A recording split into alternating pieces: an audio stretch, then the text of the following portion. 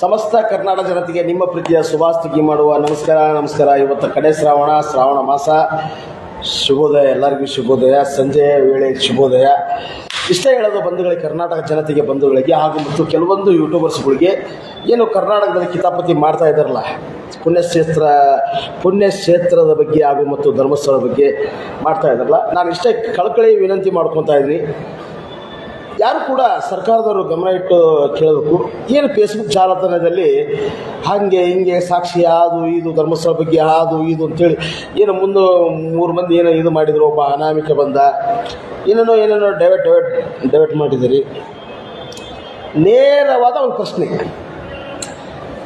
ಒಂದೇ ಪ್ರಶ್ನೆ, ಲಕ್ಷ ಕೋಟಿ ಅವ್ರ ಮೇಲೆ ಮಹಾರಾಷ್ಟ್ರದ ಮೊಕದ್ದಮೆ ಹಾಕಿ ಫೇಸ್ಬುಕ್ ಜಾಲತಾಣ ಕೆಲವೊಂದು ಯೂಟ್ಯೂಬರ್ಸ್ಗಳಿಗೆ ಅವ್ರಿಗೆ ತಾಕೀತು ಮಾಡಿ, ಸತ್ಯತೆ ಯಾರಿಗೆ ಗೊತ್ತಿಲ್ಲ. ನಾವು ನಿನ್ನೆ ಮೊನ್ನೆ ಎಲ್ಲ ಹುಟ್ಟಿದವ್ರು ನಾವೆಲ್ಲ, ನಾವು ಎಲ್ಲ ಹುಟ್ಟಿದ್ದು ನಿನ್ನೆ ಮೊನ್ನೆ ಹಸುಗಳು ನಾವು ಕಣ್ ತೆಗೆದವ್ರಲ್ಲ. ಇವರು ಇತಿಹಾಸ ಕೊಂಡುಬಿಡ್ತಾರೆ. ಇವರು ಅದು ಸುಡುಗಾಡಿ ಅದು.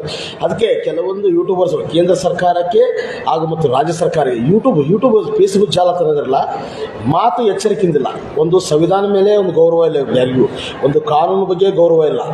ಇಂಥವ್ರು ಯೂಟ್ಯೂಬರು ಜಾಲತಾಣ ಇವು ಫೇಸ್ಬುಕ್ನಲ್ಲಿ ಇರ್ತಾರಲ್ಲ, ಅಂಥವ್ರು ಮೊದಲು ಒಳ ಹಾಕಿ ದಯಮಾಡಿ ಮೊದಲು ಅವ್ರಿಗೆ ಒಳ ಹಾಕಿ, ಅವ್ರ ಫೇಸ್ಬುಕ್ಗೆ ಆಗಿ ಲೈವ್ಗೆ ಆಗಿ ಒಂದು ಯಾವುದೇ ಒಂದು ಹೆಣ್ಣನ್ನು ಹಿಡ್ಕೊಂಡು ಇವರು ಪುಣ್ಯಕ್ಷೇತ್ರ ಮೇಲೆ ಇದು ಮಾಡ್ತಾರಲ್ಲ, ಭಾಳ ಅಸಹ್ಯತರಂಥ ವಿಷಯಗಳು. ಯಾಕಂದ್ರೆ ಕೋಟ್ಯಾಂತರ ಭಕ್ತರಿರ್ತಾರೆ, ಹಿಂದೂ ಧರ್ಮದ ಒಂದು ಭಕ್ತರಿರ್ತಾರೆ. ಆ ಭಕ್ತರಿಗೆ ಎಲ್ಲೇ ಒಂದು ಕಪ್ಪು ಚುಕ್ಕಿ ತರಂಗ ಮಾಡ್ತಾ ಇದ್ದಾರೆ ಇವರೆಲ್ಲ. ಅಂಥವ್ರಿಗೆ ಲಕ್ಷ ಕೋಟಿ ಒಂದು ನಷ್ಟ ಪರಿಹಾರ ಹಾಕಬೇಕು. ಇವ್ರಿಗೆ ಕಾನೂನು ತಕ್ಕ ಶಿಕ್ಷೆ ಆಗಬೇಕು. ಕಾನೂನು ಅಂದ್ರೆ ಏನಪ್ಪ, ನಾಳೆ ನೋಡ್ರಿ, ಈಗ ಧರ್ಮಸ್ಥಳ ಕ್ಷೇತ್ರ ಆಯ್ತು, ನೆಕ್ಸ್ಟ್ ಅದು ಯಾವ ದೇವರು, ಇನ್ನೊಂದು ದೇವರು, ಆ ದೇವರು, ಯಾವ ಜಾತಿ ದೇವರ ನೋಡ್ರಿ, ಯಾವುದೇ ಧರ್ಮ ಜಾತಿ ದೇವ್ರಲ್ರಿ, ನಮಗೆಲ್ಲ ಒಂದೇ ದೇವರು. ನಮ್ಮ ಸಂವಿಧಾನ ಮೇಲೆ ನಮಗೆ ನಂಬಿಕೆ ಇರಬೇಕು. ಇವ್ರಿಗೆ ಸಂವಿಧಾನ ಮೇಲೆ ನಂಬಿಕೆ ಇಲ್ಲ, ಅಲಕ್ಷ್ಯವಾಗಿ ಮಾತಾಡ್ತಾರೆ. ವೀರೇಂದ್ರ ಹೆಗಡೆಜಿಯವ್ರ ಬಗ್ಗೆ ಕೀಳುವ ಕಾಣ್ತಾರ, ಅವ್ರ ಕುಟುಂಬ ಬಗ್ಗೆ ಕೀಳುವ ಕಾಣ್ತಾರ. ಅದಕ್ಕೆ ಸರ್ಕಾರಕ್ಕೆ ಕಳಕಳಿ ಮನವಿ ಮಾಡ್ಕೊತಾರೆ. ನೋಡ್ರಿ, ಅಲ್ಲಿ ಇರುವಂಥ ಒಬ್ಬ ಯಾವನೋ ಲಾಯರ್ ಜಗದೀಶ್ ಅಂತವ. ಆ ಜಗದೀಶ್ ನಮ್ಮ ರಾಜ್ಯ ಮೆಚ್ಚುವ ಗೃಹ ಸಚಿವರು ಪರಮೇಶ್ವರ್ ಜಿ ಅವ್ರ ಬಗ್ಗೆನೂ ಮಾತಾಡ್ತಾರೆ. ಕೇವಲವಾಗಿ ಇಂಥವ್ರ ಬಗ್ಗೆ ನೀವು ಕಠಿಣವಾದ ಕ್ರಮ ತಗೋಬೇಕು. ಅವರು ಸರ್ಕಾರ ಉದ್ಯೋಗಿಗಳು. ಅವ್ನು ಒಂಥರ ಮಾಡ್ತಾನೆ, ಒಂಥರ ಘರ್ಷಣೆ ಮಾಡ್ತಾರಲ್ಲ, ಜಗಳ ಏನೋ ಒಂದು ಘರ್ಷಣೆ ಮಾಡ್ತಾರಲ್ಲ, ಆ ಟೈಪ್ ಮಾಡ್ತಾನೆ ಈ ವ್ಯಕ್ತಿ. ಅದಕ್ಕೆ ಕೆಲವೊಂದು ಯೂಟ್ಯೂಬರ್ಸ್ಗಳು ಫೇಸ್ಬುಕ್ ಜಾಲತಾಣಗಳಿಗೆ ಲಕ್ಷ ಕೋಟಿ ಅವ್ರ ಮೇಲೆ ಕ್ರಮ ತಗೊಳ್ರಿ. ಯಾರು ಅಲಕ್ಷ್ಯವಾಗಿ, ಆಮೇಲೆ ಇವರು 3 ಮಂದಿ ಮಾತ್ರ ಬಿಡಕ್ಕೆ ಹೋಗ್ರಿ, 4 ಮಂದಿ, ಒಬ್ಬ ಅನಾಮಿಕ, ಒಬ್ಬ 3 ಮಂದಿ ಶೆಟ್ಟಿ ಸಮೀರ್ ಅವರೆಲ್ಲ ಧರ್ಮದ ಬಗ್ಗೆ ಜಗಳ ಹಚ್ಚಿ ಘರ್ಷಣೆ ಮಾಡೋರು. ಮತ್ತೊಂದು ನಾನು ಹೇಳ್ತಾ ಇದ್ದೀನಿ ಇಷ್ಟೇ, ಎಲ್ಲ ಯಾವುದೇ ಧರ್ಮಕ್ಕೆ, ಯಾವುದೇ ಒಂದು ಧರ್ಮ ಇರಲಿ, ಜಗಳ ಹಚ್ಚಿ ಮಾಡೋದು. ನಾನು ಇಷ್ಟೇ ಕೇಳ್ಕೊಳ್ಳೋದು ಮಾನ್ಯ ಸಿದ್ದರಾಮಯ್ಯ ಸಾಹೇಬರಿಗೆ, ಮುಖ್ಯಮಂತ್ರಿ ಮಾನ್ಯ DK ಶಿವಕುಮಾರ್ ಜಿ ಅವರಿಗೆ ನಾನು ಇಷ್ಟೇ ಕಳ್ಕೊಳ್ಳಿ ಮಾತಾಡ್ತೀನಿ. ದಲಿತರ ಬಗ್ಗೆ ಒಂದು ಕಿಂಚಿತರ ಒಂದು ಸ್ವಲ್ಪ ಇದಿರಲಿ. ದಲಿತರ ಬಗ್ಗೆ ಅಲ್ಲೇ ನೋಡ್ರಿ, ಆ ನ್ಯಾಯ ಸಿಗಬೇಕಿಲ್ಲ ನನಗೆ ಎಲ್ಲರಿಗೂ. ಇಲ್ಲೊಂದು ಒಂದು ದೊಡ್ಡ ಅನ್ಯಾಯ ಆಗಿದೆ. ಒಂದು ದಲಿತ ಕುಟುಂಬ ಒಂದು 80 ವರ್ಷದಿಂದ ಅವ್ರ ಮನೆಯಲ್ಲಿ ಜೀತಾಳ ಕೆಲಸ ಮಾಡ್ಕೊತ ಬಂದರು ಅವರೆಲ್ಲ. ಅಂಥದ್ರ ಬಗ್ಗೆ ತನಿಖೆ ಇಡ್ರಿ ದಯಮಾಡಿ. ನ್ಯಾಯಾಧೀಶರಿಗೆ ಕೂಡ ನಾನು ಹೇಳ್ತಾ ಇದ್ದೀನಿ, ಸುಪ್ರೀಂ ಕೋರ್ಟ್ ಆಯ್ತು, ಹೈಕೋರ್ಟ್ ಆಯ್ತು, ಇವೆಲ್ಲ ನ್ಯಾಯಾಧೀಶರು ನಿಮ್ಮ ಕೈ ಮುಗಿಸ್ಕೊಂಡ್ಬಂದಿದ್ದೀನಿ. ನಾನು ಏನಾರು ತಪ್ಪಾಗಿ ಮಾತಾಡಿದ್ರೆ, ದಲಿತರು ಎಲ್ಲೆಲ್ಲಿ 80 ವರ್ಷದಲ್ಲಿ ವಾಸವಾಗಿರ್ತಾರಲ್ಲ ಅಂಥವ್ರೆಲ್ಲ ಜಾಗ ಅವರಂತೆ ಮಾಡಿಕೊಡ್ರಿ ದಯಮಾಡಿ, ಅವರಂತೆ ಮಾಡಿಕೊಡ್ರಿ. ಯಾಕಂತಂದ್ರೆ ಇದರಿಂದ ದುರುಪಯೋಗ ಆಗ್ತಾ ಇದೆ. ಈಗ ನೋಡ್ರಿ, ಒಬ್ಬ ಸಾಮಾನ್ಯ ವ್ಯಕ್ತಿ ಒಬ್ಬ ಧರ್ಮಸ್ಥಳದ ಬಗ್ಗೆ ಅನಾಕೆ ವಿಚಾರ ಮಾತಾಡಲಿ ಹೇಳ್ರಿ, ನನಗೆ ಇಷ್ಟೇ ಸಮಸ್ಯೆ ಬರ್ತದೆ. ನೀವು ನೋಡ್ರಿ, ಎಷ್ಟು ಚಂದ ಆಟ ಆಗುತ್ತೆ ನೋಡಿದ್ರಾಗ, ಸಾವಿರಾರು ಗಟ್ಟಲೆ ಲಕ್ಷಾರು ಗಟ್ಟಲೆ ಖರ್ಚು ಮಾಡಿ ಆ ಧರ್ಮಸ್ಥಳದ ಬಗ್ಗೆ ಏನು ತೆಗೆಯೋಕೆ ಅಲ್ಲಿ ನೀವೇ ಇಷ್ಟ ಅರ್ಥ ಮಾಡ್ಕೊಡ್ರಿ, ಸರ್ಕಾರದ ನೀವೇ ಅರ್ಥ ಮಾಡ್ಕೊಡ್ರಿ. 8 ಅಡಿ 120 ಅಡಿ ಏನು ಹಾಕ್ತಾರೆ, ಯಾರ 20 ಅಡಿ ಹಾಕ್ತಾರ? ಎಲ್ಲೇ ಸರ್ಕಾರ ಇವರು ಎಷ್ಟು ಸೇರಿ ಮಂದಿ ಎಲ್ಲ ಸೇರಿ ಬಕ್ರ ಮಾಡ್ತಾ ಇದ್ದಾರೆ ಅಂತೇಳಿ ನನ್ನ ಭಾವನೆ. ಯಾಕೆ ಸರ್ಕಾರಕ್ಕೆ ಇವ್ರಿಗೆ ಗೌರವ ಇಲ್ಲ, ಈ ದೇಶದ ಒಂದು ಸಂವಿಧಾನ ಮೇಲೆ ಗೌರವ ಇಲ್ಲ ಇವ್ರಿಗೆ ಯಾರಿಗೂ. ಇಂಥವ್ರ ಮೇಲೆ ಕಠಿಣವಾದ ನೀವು ಕ್ರಮ ತಗೋಬೇಕು ಬಂಧುಗಳೇ. ಇವರು ಯಾರು ಸರ್ಕಾರದವರು ಹಾಗೂ ಜನಗಳು ಯಾವುದೇ VIP ಇಡಿಯೋ ಏನೇನ ಸುಡುಗಾಡಿ ಏನು ಬೇಕಾದ್ರೆ ಮಾಡ್ಬೋದು ರೀ. ನಾನು ಮಾಡ್ಬೋದು. ದೇಶ ಹಂಗಿತ್ತು ಹಿಂಗಿತ್ತು ನಮ್ಮ ತಲೆ ಇತ್ತಂದ್ರೆ, ನನ್ನ ಹತ್ರ ಟೆಕ್ನಿಕಲ್ ಇತ್ತಂದ್ರೆ ನಾನು ಮಾಡ್ಬೋದು. ಅಲ್ಲಿ ಹಿಂಗಿತ್ತು, ಇದು ದೇಶ ಹಿಂಗಿತ್ತು, ಇದು ಹಿಂಗಾತು ಎಲ್ಲ ಮಾಡ್ಬೋದು. ಅದು ಸ್ವಾಭಾವಿಕ. ಯಾವತ್ತು ಸಮಾಜದ ಬೆಳವಣಿಗೆ ಒಂದು ಅರ್ಥ ಮಾಡಿಕೊಂಡು ಇವತ್ತು ಜಯ ಧರ್ಮಕ್ಕೆ ಯಾವತ್ತೂ ಜಯ. ಹಿಂದೂ ಧರ್ಮದ ಯಾವುದೇ ಧರ್ಮದಲ್ಲಿ, ಯಾವುದೇ ಧರ್ಮ ಜಾತಿ ಧರ್ಮ ಬಗ್ಗೆ ಮಾತಾಡ್ತಾ ಇಲ್ಲ, ಯಾವುದೇ ಧರ್ಮದ ಮಾತಾಡ್ಬೇಕು ಎಚ್ಚರಿಕೆಯಿಂದ ಮಾತಾಡಿ ಜನರು ಎಲ್ಲರೂ ಕೂಡ. ನಾನು ಕೂಡ ನನ್ನ ಹಿಡಿದಾಳ್ತೀನಿ, ನಾನೇನು ದೊಡ್ಡ ಸಾಚ ಅಲ್ಲ.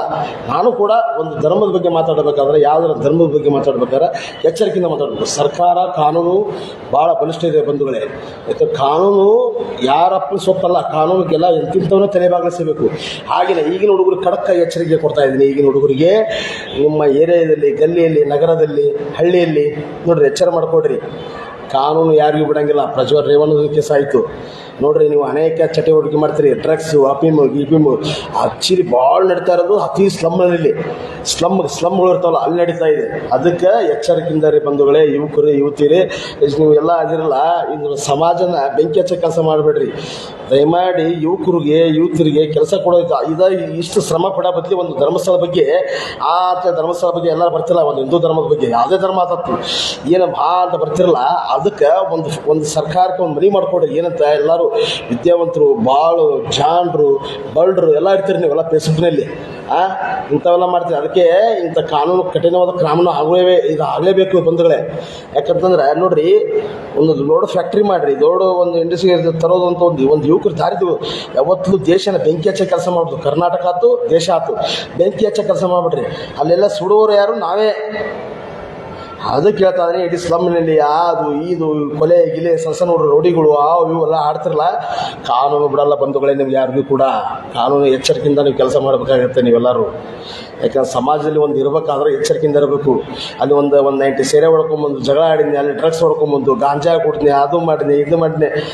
ನಾಳೆ ನಮ್ಮ ಭವಿಷ್ಯ ನಾವು ಹಾಳು ಮಾಡ್ಕೊಂಡಾಗ ಆಮೇಲೆ ಅಕ್ಕಪಕ್ಕ ಇರೋಲ್ಲಿ ಮತ್ತು ನೀವು ಭವಿಷ್ಯ ಹಾಳು ಮಾಡ್ತೀರಿ. ಅದಕ್ಕೆ ಎಷ್ಟು ಹೇಳೋದು, ಕಾನೂನು ಎಚ್ಚರಿಕೆಯಿಂದ ಇರ್ರಿ. ಯಾಕೆ ಕಾನೂನು ಯಾರಿಗೂ ಬಿಡಂಗಿಲ್ಲ. ಮೊನ್ನೆ ಪ್ರಜ್ವಲ್ ರೇವಣ್ಣ ಕೇಸ್ ಆಯಿತು, ಇದಾಯ್ತು.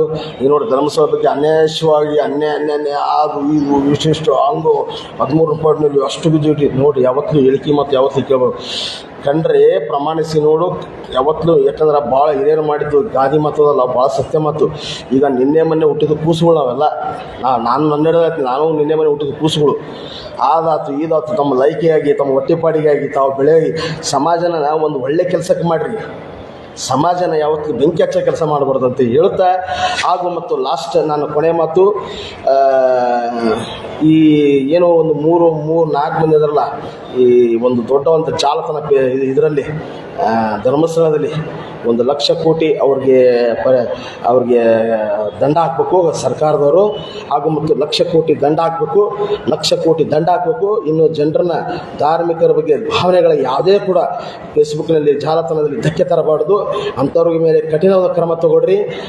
ನಿಮ್ಮ ಮಕ್ಕಳನ್ನ ಕರೆಕ್ಟಾಗಿ ಇದಂತೇಳಿ ಕಾನೂನು ಸಲಹೆಗಾರರು ಬಿಗಿಯಾದ ಜನರಿಗೆ ಇದು ಬಗ್ಗಿಸ್ಬೋದು. ಕಾನೂನು ಸರ್ಕಾರ ನಮ್ಮ ಕೈಲಿದ್ರೆ ಜನರನ್ನ ಹೆಂಗೆ ಬೇಕಾದ್ರೆ ಬಗ್ಗಿಸ್ಬೋದು. ಜನರು ಪ್ರಜಾಪ್ರಭುತ್ವನ ದುರುಪಯೋಗ ಮಾಡ್ಕೊತಾ ಇದ್ದಾರ, ಈ ದೇಶದ ಸಂವಿಧಾನ ದುರುಪಯೋಗ ಮಾಡ್ಕೊತಾ ಇದ್ದಾರ, ಈ ಪ್ರಜಾಪ್ರಭುತ್ವನ ವಾಕ್ ಸ್ವಾತಂತ್ರ್ಯವನ್ನು ದುರುಪಯೋಗ ಮಾಡ್ಕೊತಾ ಇದ್ದಾರೆ ಜನರು. ಇಂಥವ್ರನ್ನ ಕಠಿಣ ಕ್ರಮ ತಗೋಬೇಕು. ಎಲ್ಲ ಇಷ್ಟು ಹೇಳ್ತಾ ನರೇಂದ್ರ ಮೋದಿಜಿಯವರಿಗೆ ಮತ್ತು ನಮ್ಮ ಕರ್ನಾಟಕ ಸರ್ಕಾರಕ್ಕೆ ಕಳಕಳಿ ಮನವಿ. ಎಲ್ಲ ದೇಶದ ಎಲ್ಲ ರಾಜ್ಯಗಳಿಗೆ ಆಯ್ತು, ಎಲ್ಲ ನಗರಗಳಿಗೆ ಆಯ್ತು, ಎಲ್ಲರಿಗೂ ಅನ್ವಯಿಸ್ತೈತೆ. ಒಂದೇ ಅಲ್ಲ, ಮಾತಾಡ್ತಾ ಇರೋದು ನನ್ನ ಮಾತಿನ ಅರ್ಥ ಬುದ್ಧಿವಂತರಿಗೆ ಮಾತ್ರ ಅರ್ಥ. ನಾ ಹೇಳ್ತಾ ಇರೋ ಮಾತು ಇಡೀ ದೇಶಕ್ಕೆ ಅನ್ವಯಿಸ್ತೈತಿ. ದೇಶಕ್ಕೆ ಎಲ್ಲ ರಾಜ್ಯದಲ್ಲಿ ನಿಮ್ಮ ನಗರ, ಹಳ್ಳಿ ಎಲ್ಲ ಚೊಕ್ಕು ಮಾಡಬೇಕು. ನಮ್ಮ ಕೈಯಲ್ಲಿದೆ. ದೇಶ ಬೆಂಕಿ ಹಚ್ಚೋ ಕೆಲಸ ಮಾಡಿಬಿಟ್ರೆ ಯಾರು? ದೇಶನ ಉಳಿಸೋ ಕೆಲಸ ಮಾಡಿ. ಎಷ್ಟೋ ನಾಯಕರು ಸ್ವತಂತ್ರ ಹೋರಾಟ ಮಾಡಿ ಮೊನ್ನೆ 79ನೇ ಇದು ಮಾಡಿದಾರೆ. ಎಷ್ಟೋ ಹೋರಾಟ ಮಾಡಿ ಈ ದೇಶನ ಸುಂದರವಾದ ನಮ್ಮ ಭಾರತ ದೇಶ ಕೊಟ್ಟಿದ್ದಾರೆ.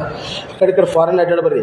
ಒಬ್ಬರು ಕಿರಣ್ ಸರ್ ಅಂತೇಳಿ, ಒಬ್ಬರು ಆಶಾ ಮೇಡಮ್ ಅಂತೇಳಿ ಒಬ್ಬರು ಮೇಡಮರು ಇಡೀ ಕಂಟ್ರಿ ಅಟ್ಕೊಂಡ್ಬರ್ತಾರೆ. ಅಲ್ಲಿ ಕಂಟ್ರಿ ಹೇಗಿದೆ, ನಮ್ಮ ಭಾರತ ದೇಶ ಹೇಗಿದೆ ನೋಡಿ ಅವ್ರು ಯೂಟ್ಯೂಬ್ ಅರ್ಥ ಮಾಡ್ಕೊಡ್ರಿ. ಹೊರಗಡೆ ಜಗತ್ತು ಸರಿ ಇಲ್ಲ. ನಮ್ಮ ದೇಶದ ಒಂದು ಭಾರತದ ಒಂದು ಸಂವಿಧಾನ ಭಾಳ ಶ್ರೇಷ್ಠವಾದ ಸಂವಿಧಾನ. ಅರ್ಥ ಮಾಡ್ಕೊಡ್ರಿ. ಬೆಂಕಿ ಹಚ್ಚ ಕೆಲಸ ಮಾಡಬೇಡ್ರಿ ಯಾರು ಭಾರತಕ್ಕಾತು ರಾಜ್ಯಕ್ಕಾತು. ಅದೇ ಧರ್ಮಲ್ಲಿ ಆಯಾ ಧರ್ಮ ಅವರು ಬಿಟ್ಟುಬಿಡ್ರಿ ವಿಷಯ.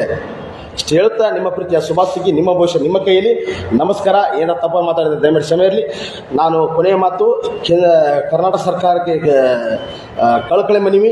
ಇವರು ಮಾತ್ರ 4 ಮಂದಿ ಬಿಡಬೇಡ್ರಿ. ಅವ್ರ ಗುಂಪು ಕೆಲವೊಂದು ಯೂಟ್ಯೂಬರ್ಸ್ಗಳು, ಫೇಸ್ಬುಕ್ ಜಾಲತಾಣ ಅವ್ರನ್ನ ದಯಮಾಡಿ ಬಿಡಬೇಡ್ರಿ. ಕಾನೂನು ಕ್ರಮ ತಗೊಳ್ರಿ. ಇವ್ರ ಮೇಲೆ ಸಂವಿಧಾನ ಬೇಕೆ, ಯಾರಿಗೂ ಗೌರವ ಇಲ್ಲ. ಕಾನೂನು ಮೇಲೇನೂ ಕೂಡ ಗೌರವ ಇಲ್ಲ ಇವರಿಗೆ.